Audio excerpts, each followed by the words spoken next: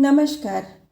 आइए सुनते हैं मुंशी प्रेमचंद द्वारा लिखी कहानी मुफ्त का यश, राखी पांडे की आवाज़ में। उन दिनों संयोग से हाकिम जिला एक रसिक सज्जन थे। इतिहास और पुराने सिक्कों की खोज में उन्होंने अच्छी ख्याति प्राप्त कर ली थी। ईश्वर जाने दफ्तर के सूखे कामों से उन्हें ऐतिहासिक छानबीन के लिए कैसे समय मिल जाता था। वहाँ तो जब किसी अफसर से पूछिए तो वह यही कहता है, मारे काम के मरा जाता हूँ। सिर उठाने की फुर्सत नहीं मिलती। शायद शिकार और सैर भी उनके काम में शामिल है। उन सज्जन की कीर्तियाँ मैंने देखी थी और मन में उनका आदर करता था, लेकिन उनकी अफसरी किसी प्रकार की घनिष्ठता में बाधक थी। मुझे संकोच था कि अगर मेरी ओर से पहल हुई तो लोग यही कहेंगे कि इसमें मेरा कोई स्वार्थ है, और मैं किसी दशा में भी यह इल्ज़ाम अपने सर नहीं लेना चाहता। मैं तो हुक्काम की दावतों और सार्वजनिक उत्सवों में न्योता देने का भी विरोधी हूँ, और जब कभी सुनता हूँ कि किसी अफसर को किसी आम जलसे का सभापति बनाया गया या कोई स्कूल, औषधालय या विधवा आश्रम किसी गवर्नर के नाम से खोला गया, तो अपने देश बंधुओं की दास मनोवृत्ति पर घंटों अफसोस करता हूँ। मगर जब एक दिन हाकिम जिला ने खुद मेरे नाम एक रुक्का भेजा कि मैं आपसे मिलना चाहता हूँ, क्या आप मेरे बंगले पर आने का कष्ट स्वीकार करेंगे, तो मैं बड़े दुविधा में पड़ गया। क्या जवाब दूँ? अपने दो एक मित्रों से सलाह ली। उन्होंने कहा, साफ लिख दीजिए, मुझे फुर्सत नहीं। वह हाकिम जिला होंगे तो अपने घर के होंगे। कोई सरकारी व जाब्ते का काम होता तो आपका जाना अनिवार्य था, लेकिन निजी मुलाकात के लिए जाना आपकी शान के खिलाफ है। आखिर वह खुद आपके मकान पर क्यों नहीं आए? इससे क्या उनकी शान में बट्टा लग जाता था? इसलिए तो खुद नहीं आए कि वह हाकिम जिला हैं। इन अहमक हिंदुस्तानियों को कब यह समझ आएगी कि दफ्तर के बाहर वे भी वैसे ही साधारण मनुष्य हैं जैसे हम या आप। शायद ये लोग अपनी घरवालियों से भी अफसरी जताते होंगे। अपना पद उन्हें कभी नहीं भूलता। एक मित्र ने, जो लतीफ़ों के चलते फिरते तिजोरी हैं, हिंदुस्तानी अफसरों के विषय में कई बड़ी मनोरंजक घटनाएं सुनी। एक अफसर साहब ससुराल गए। शायद स्त्री को विदा कराना था, जैसा आम रिवाज है। ससुर जी ने पहले ही वादे पर लड़की को विदा करना उचित न समझा। कहने लगे, बेटा, इतने दिनों के बाद आई है, अभी कैसे विदा कर दूँ?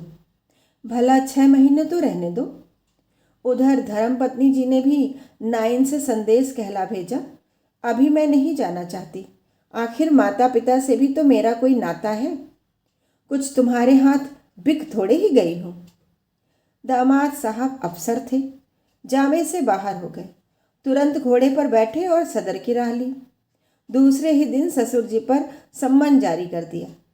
बेचारा बूढ़ा आदमी तुरंत लड़की को साथ लेकर दामाद की सेवा में जा पहुंचा।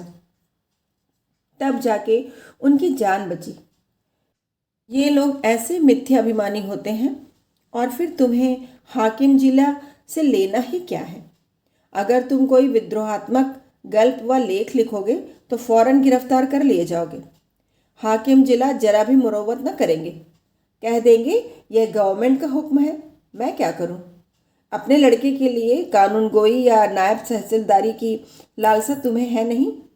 व्यर्थ क्यों दौड़े जाओ? लेकिन मुझे मित्रों की यह सलाह पसंद न आई। एक भला आदमी जब निमंत्रण देता है तो केवल इसलिए अस्वीकार कर देना कि हाकिम जिला ने भेजा है, मुठमर्दी है। बेशक हाकिम साहब मेरे घर आ जाते तो उनकी शान कम न होती। उदार हृदय वाला आदमी बेतकल्लुफ चला आता। लेकिन भाई, जिले की अफसरी बड़ी चीज़ है, और एक उपन्यासकार की हस्ती ही क्या है। इंग्लैंड या अमेरिका में गल्प लेखकों और उपन्यासकारों की मेज पर निमंत्रित होने में प्रधानमंत्री भी अपना गौरव समझेगा। हाकिम जिला की तो गिनती ही क्या है। लेकिन यह भारतवर्ष है, जहाँ हर एक रईस के दरबार में कवि सम्राटों का जत्था रईस के कीर्तिमान के लिए जमा रहता था। और आज भी ताजपोशी में हमारे लेखक वृंद बिना बुलाए राजाओं की खिदमत में हाजिर होते हैं, कसीदे पेश करते हैं और इनाम के लिए हाथ पसारते हैं। तुम ऐसे कहाँ के बड़े वाह हो कि हाकिम जिला तुम्हारे घर चले आए? जब तुम में इतनी अकड़ और तुनक मिजाजी है तो वह तो जिले के बादशाह हैं।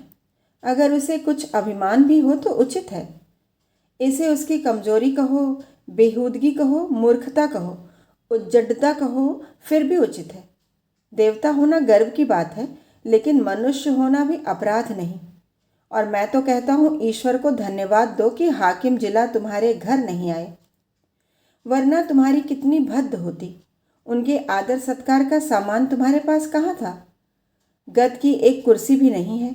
उन्हें क्या 3 टांगे वाले सिंहासन पर बैठाते या मटमैले जाजिम पर? 3 पैसे की 24 बीड़ियाँ पीकर दिल खुश कर लेते हो। है सामर्थ्य रुपए के 2 सिगार मंगाने के? तुम तो इतना भी नहीं जानते कि वह सिगार मिलता कहाँ है, उसका नाम क्या है। अपना भाग्य सराहो कि अफसर साहब तुम्हारे घर नहीं आए और तुम्हें बुला लिया। 4-5 रुपए बिगड़ भी जाते और लज्जित भी होना पड़ता। और कहीं तुम्हारे परम दुर्भाग्य और पापों के दंड स्वरूप उनकी धर्म पत्नी भी उनके साथ होती, तब तो तुम्हें धरती में समा जाने के सिवा और कोई ठिकाना न था। तुम या तुम्हारी धर्म पत्नी उस महिला का सत्कार कर सकती थी।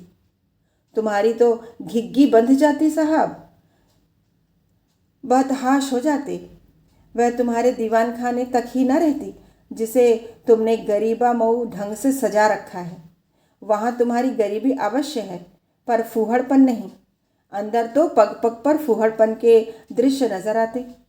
तुम अपने में फटे पुराने पहनकर और अपनी विपन्नता में मगन रहकर जिंदगी बसर कर सकते हो, लेकिन कोई भी आत्म अभिमानी आदमी यह पसंद नहीं कर सकता कि उसकी दुरावस्था दूसरों के लिए विनोद की वस्तु बने। इन लेडी साहिबा के सामने तो तुम्हारी जबान बंद हो जाती। चुनाचे मैंने हाकिम जिला का निमंत्रण स्वीकार कर लिया, और यद्यपि उनके स्वभाव में कुछ अनावश्यक अफसरी की शान थी, लेकिन उनके स्नेह और उदारता ने उसे यथासाध्य प्रकट न होने दिया।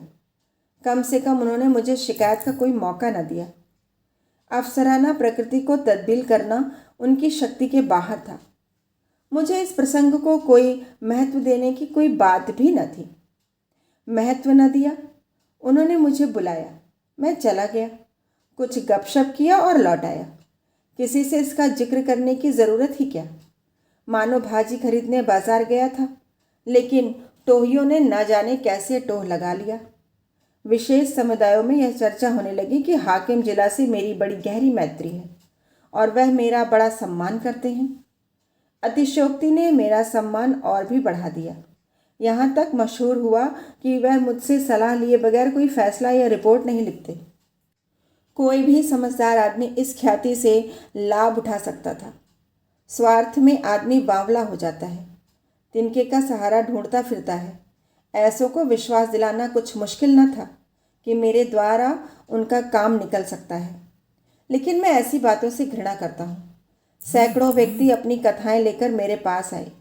किसी के साथ पुलिस ने बेजा ज्यादती की थी, कोई इनकम टैक्स वालों की सख्तियों से दुखी था।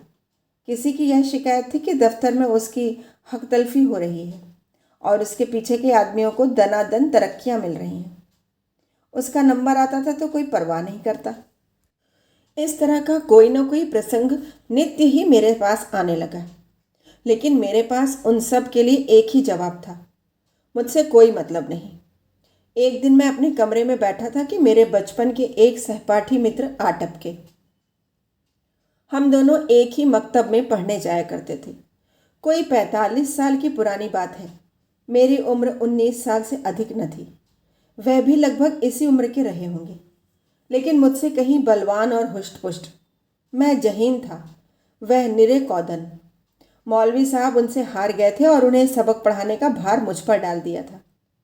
अपने से दुगने व्यक्ति को पढ़ाना मैं अपने लिए गौरव की बात समझता था और खूब मन लगाकर पढ़ाता। फल यह हुआ कि मौलवी साहब की छड़ी जहाँ असफल रही, वहाँ मेरा प्रेम सफल हो गया।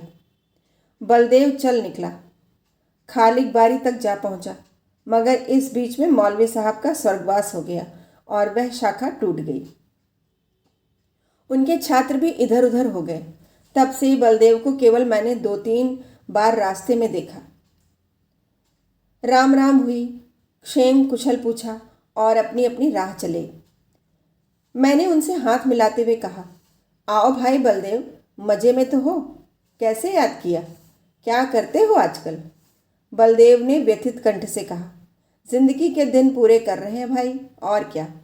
तुमसे मिलने की बहुत दिनों से इच्छा थी। याद करो वह मकतब वाली बात, जब तुम मुझे पढ़ाया करते थे। तुम्हारी बदौलत 4 अक्षर पढ़ गया और अपनी ज़मींदारी का काम संभाल लेता हूँ, नहीं तो मूर्ख ही बना रहता। तुम मेरे गुरु हो भाई, सच कहता हूँ। मुझ जैसे गधे को पढ़ाना तुम्हारा ही काम था। ना जाने क्या बात थी कि मौलवी साहब से सबक पढ़कर अपनी जगह पर आया नहीं कि बिल्कुल साफ। तुम जो पढ़ाते थे वह बिना याद किए ही याद हो जाता था। तुम तब भी बड़े जहीन थे। यह कहकर उन्होंने मुझे सगर्व नेत्रों से देखा। मैं बचपन के साथियों को देखकर फूल उठता हूँ। सजल नेत्र होकर बोला, मैं तो जब तुम्हें देखता हूँ तो यही जी में आता है कि दौड़कर तुम्हारे गले लिपट जाऊं। 45 वर्ष का युग मानो बिल्कुल गायब हो जाता है। वह मकतब आंखों के सामने फिरने लगता है और बचपन सारी मनोहरताओं के साथ ताज़ा हो जाता है। बलदेव ने भी द्रवित कंठ से उत्तर दिया, मैंने तो भाई तुम्हें सदैव अपना इष्टदेव समझा है। जब तुम्हें देखता हूँ तो छाती गज भर की हो जाती है कि वह मेरा बचपन का संगी जा रहा है, जो समय आ पड़ने पर कभी दगा न देगा। तुम्हारी बड़ाई सुन सुनकर मन ही मन प्रसन्न हो जाता हूँ। लेकिन यह बताओ, क्या तुम्हें खाना नहीं मिलता? कुछ खाते पीते क्यों नहीं? सूखते क्यों जाते हो? घी ना मिलता हो तो 2-4 कनस्तर भिजवा दूँ? अब तुम भी बूढ़े हुए, खूब डटकर खाया करो। अब तो देह में जो कुछ तेज और बल है वह केवल भोजन के अधीन है। मैं तो अब भी सेर भर दूध और पाव भर घी उड़ाए जाता हूँ। इधर थोड़ा मक्खन भी खाने लगा हूँ। जिंदगी भर बाल बच्चों के लिए मर मिटे। अब कोई यह नहीं पूछता कि तुम्हारी तबीयत कैसी है। अगर आज कंधा डाल दूँ तो कोई एक लोटे पानी को न पूछे। इसलिए खूब खाता हूँ और सबसे ज़्यादा काम करता हूँ। घर पर अपना रोब बना हुआ है। वही जो तुम्हारा जेठा लड़का है, उस पर पुलिस ने एक झूठा मुकदमा चला दिया है। जवानी के मद में किसी को कुछ समझता नहीं है भी अच्छा खासा पहलवान। दरोगा जी से एक बार कुछ कहा सुनी हो गई, तब से घात में लगे हुए थे।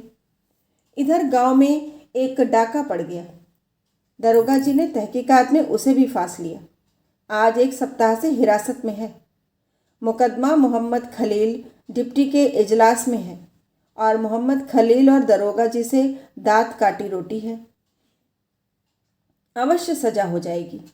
अब तुम ही बचाओ तो उसकी जान बच सकती है, और कोई आशा नहीं है। सजा तो जो होगी वह होगी ही, इज्जत भी खाक में मिल जाएगी। तुम जाकर हाकिम जिला से इतना कह दो कि मुकदमा झूठा है। आप खुद चलकर तहकीकात कर लें।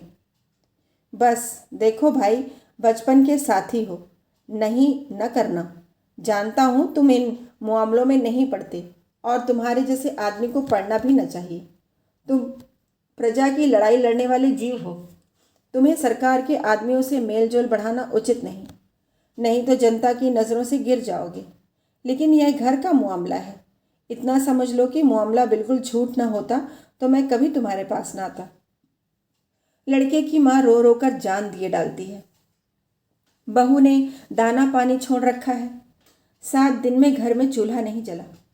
मैं तो थोड़ा सा दूध पी लेता हूँ, लेकिन दोनों सास बहू तो निरा आहार पड़ी हुई हैं। अगर बच्चा को सजा हो गई तो दोनों मर जाएंगे। मैंने यही कहकर उन्हें ढांढस दिया है कि जब तक हमारा छोटा भाई सलामत है, कोई हमारा बाल भी बांका नहीं कर सकता। तुम्हारी भाभी ने तुम्हारी एक पुस्तक पढ़ी है। वह तो तुम्हें देवतुल्य समझती हैं, और जब कोई बात होती है तुम्हारी नज़ीर देकर मुझे लज्जित करती हैं। मैं भी साफ कह देता हूँ, मैं उस छोकरे की सी बुद्धि कहाँ से लाऊं? तुम्हें उसकी नज़रों से गिराने के लिए तुम्हें छोकरा मरियल सभी कुछ कहता हूँ, पर तुम्हारे सामने मेरा रंग नहीं जमता। मैं बड़े संकट में पड़ गया। मेरी ओर से जितनी आपत्तियां हो सकती थीं, उन सब का जवाब बलदेव सिंह ने पहले ही से दे दिया था। इनको फिर दोहराना व्यर्थ था। इसके सिवा कोई जवाब न सूझा कि मैं जाकर साहब से कहूँगा। हाँ, इतना मैंने अपनी तरफ से और बढ़ा दिया कि मुझे आशा नहीं कि मेरे कहने का विशेष ख्याल किया जाए, क्योंकि सरकारी मामलों में हुक्काम हमेशा अपने मातहतों का पक्ष लिया करते हैं। बलदेव सिंह ने प्रसन्न होकर कहा, इसकी चिंता नहीं, तकदीर में जो लिखा है वह तो होगा ही, बस तुम जाकर कह भर दो। अच्छी बात है, तो कल जाओगे? हाँ, अवश्य जाऊंगा। यह ज़रूर कहना कि आप चलकर तहकीकात कर लें। हाँ, यह ज़रूर कहूँगा। और यह भी कह देना कि बलदेव सिंह मेरा भाई है। झूठ बोलने के लिए मुझे मजबूर न करो। तुम मेरे भाई नहीं हो, मैंने तो हमेशा तुम्हें अपना भाई समझा है। अच्छा, यह भी कह दूंगा। बलदेव सिंह को विदा करके मैंने अपना खेल समाप्त किया और आराम से भोजन करके लेटा। मैंने उससे गला छुड़ाने के लिए झूठा वादा कर दिया। मेरा इरादा हाकिम जिला से कुछ कहने का नहीं था। मैंने पेशबंदी के तौर पर पहले ही जता दिया था कि हुक्काम आम तौर पर मुझसे पुलिस के मामलों में दखल नहीं देते, इसलिए सजा भी हो गई। तो मुझे यह कहने की काफ़ी गुंजाइश थी कि साहब ने मेरी बात स्वीकार नहीं की। कई दिन गुजर गए थे। मैं इस वाक्य को बिल्कुल भूल गया था। सहसा एक दिन बलदेव सिंह अपने पहलवान बेटे के साथ मेरे कमरे में दाखिल हुए। बेटे ने मेरे चरणों पर सिर रख दिया और अदब से एक किनारे खड़ा हो गया। बलदेव सिंह बोले, बिल्कुल बरी हो गया भैया। साहब ने दरोगा को बुलाकर खूब डांटा कि तुम भले आदमियों को सताते और बदनाम करते हो। अगर फिर ऐसा झूठा मुकदमा लाए तो बर्खास्त कर दिए जाओगे। दरोगा जी बहुत झेपे। मैंने उन्हें झुककर सलाम किया। बच्चा पर घड़ों पानी पड़ गया। तो यह तुम्हारी सिफारिश का चमत्कार है भाईजान। अगर तुमने मदद न की होती तो हम तबाह हो गए थे। यह समझ लो कि तुमने 4 प्राणियों की जान बचा ली। मैं तुम्हारे पास बहुत डरते डरते आया था। लोगों ने कहा था उनके पास नाहक जाते हो। वह बड़ा बेमुरव्वत आदमी है। उसकी जात से किसी का उपकार नहीं हो सकता। आदमी वह है जो दूसरों का हित करे। वह क्या आदमी है जो किसी के कुछ सुने ही नहीं। लेकिन भाईजान, मैंने किसी की बात ना मानी। मेरे दिल में मेरा राम बैठा कह रहा था, तुम चाहे कितने ही रूखे और बेलाग हो, लेकिन मुझ पर अवश्य दया करोगी। यह कहकर बलदेव सिंह ने अपने बेटे को इशारा किया। वह बाहर गया और एक बड़ा सा गट्ठर उठा लाया, जिसमें भांति भांति के देहाती सौगातें बंधी हुई थी। हालांकि मैं बराबर कहे जाता था, तुम ये चीज़ें नाहक लाए, इनकी क्या ज़रूरत थी, कितने गंवार हो, आखिर तो ठहरे देहाती। मैंने कुछ नहीं कहा। मैं तो साहब के पास गया भी नहीं, लेकिन कौन सुनता है। खोया, दही, मटर की फलियां, अमावट, ताज़ा गुड़ और जाने क्या क्या आ गया। मैंने कहने को तो एक तरीके से कह दिया कि मैं साहब के पास गया ही नहीं। जो कुछ हुआ खुद हुआ, मेरा कोई एहसान नहीं है। लेकिन उसका मतलब यह निकाला गया कि मैं केवल नम्रता से और सौगातों को लौटा देने का कोई बहाना ढूंढने के लिए ऐसा कह रहा हूँ। मुझे इतनी हिम्मत न हुई कि मैं इस बात का विश्वास दिलाता। इसका जो अर्थ निकल गया वही मैं चाहता था। मुफ्त का एहसान छोड़ने का जीना चाहता था। अंत में जब मैंने जोर देकर कहा कि किसी से इस बात का जिक्र न करना, नहीं तो मेरे पास फरियादों का मेला लग जाएगा, तो मानो मैंने स्वीकार कर लिया कि मैंने सिफारिश की और ज़ोरों से की। कहानी सुनने के लिए बहुत बहुत धन्यवाद। कल फिर मिलेंगे एक नई कहानी के साथ।